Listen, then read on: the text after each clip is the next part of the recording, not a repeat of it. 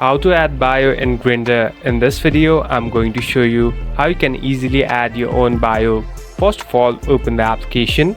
Now, here on the left top, you can see a profile icon. Simply tap on your profile icon. Now here, again, tap on your profile picture. So this will open you to the editing profile section.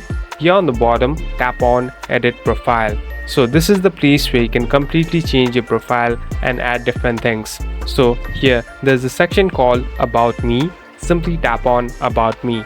So this is the place where you can add all your hobbies, your bio, your information and anything that you want to keep about.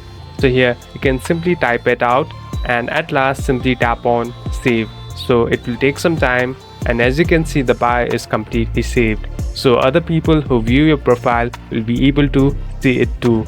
Thank you for watching this video. I hope this video will help you.